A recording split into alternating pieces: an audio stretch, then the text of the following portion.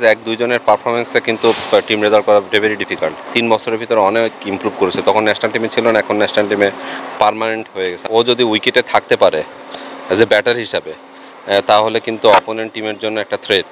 দেখুন, প্রথম ম্যাচটা হারার পরে কিন্তু আমরা এখানে তাড়াতাড়ি চলে এসেছি।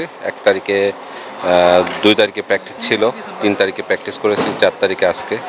প্রিপারেশনটা ভালো নেওয়ার চেষ্টা করছি, বিকজ রংপুরের সাথে আবারও আমাদের ম্যাচ।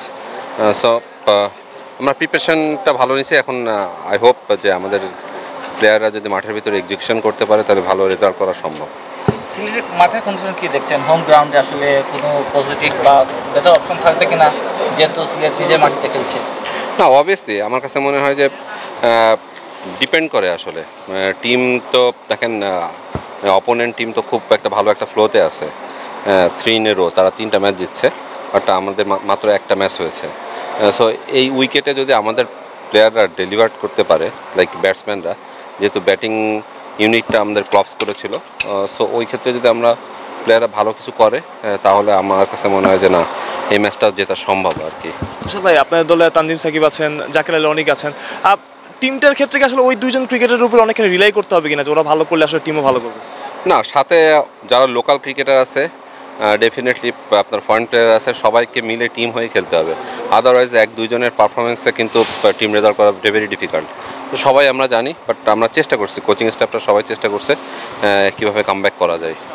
জাকির আলীকে তো আমরা আগেও দেখেছেন, আপনার কোচিংয়ের আন্ডারেও খেলেছে। আসলে জাকির আলীকে কেমন দেখছেন আর ওর পারফরমেন্সটা নিয়ে কী বলবেন? হ্যাঁ, ইন বিটুইন 3 ইয়ার্স আগে দেখেছি। এখন 3 বছরের ভিতরে অনেক ইমপ্রুভ করেছে। তখন ন্যাশনাল টিমে ছিল না, এখন ন্যাশনাল টিমে পার্মানেন্ট হয়ে গেছে। আমার কাছে মনে হয় 3টা ফরম্যাটের জন্য সে প্রস্তুত। হ্যাঁ, এখন সিলেটের ফরে আমাদের হয়ে যদি কিছু পারফরমেন্স করতে পারে, ডেফিনেটলি টিম উপকৃত হবে। শুনছিলাম রাকিম কার্নাল অসুস্থ, তার অবস্থা কি, কারেন্ট সিচুয়েশনটা যদি একটু বলতেন। এখন ভালো অবস্থানে আছে সে, আজকে প্র্যাকটিস করেছে। লাস্ট 3টা দিন খুব খারাপ ছিল তার অবস্থা। আশা করি যে নেক্সট ম্যাচ সে খেলবে। দল হিসেবে রাকিম কর্নারের মতো ক্রিকেটার থাকা আসলে কতটা গুরুত্বপূর্ণ ম্যাচ খেলাটা? সবাই জানি সে কিন্তু ওয়ার্ল্ড ক্লাস ক্রিকেটার। হ্যাঁ, সো ও যদি উইকেটে থাকতে পারে অ্যাজ এ ব্যাটার হিসাবে, তাহলে কিন্তু অপোনেন্ট টিমের জন্য একটা থ্রেট। সো ওই হিসাবেই তাকে নিয়ে আসা হয়েছে। সাথে অনেক ক্রিকেটার আছে, মানসি আছে, টপলি আছে। ফরেন ক্রিকেটাররা যদি তাদের পারফরমেন্সটা শো করতে পারে, প্লাস লোকাল ক্রিকেটাররা যদি কিছু করতে পারে, তাহলে সিলেট স্ট্রাইকার্স অনেক দূর যাবে আমার কাছে মনে হয়।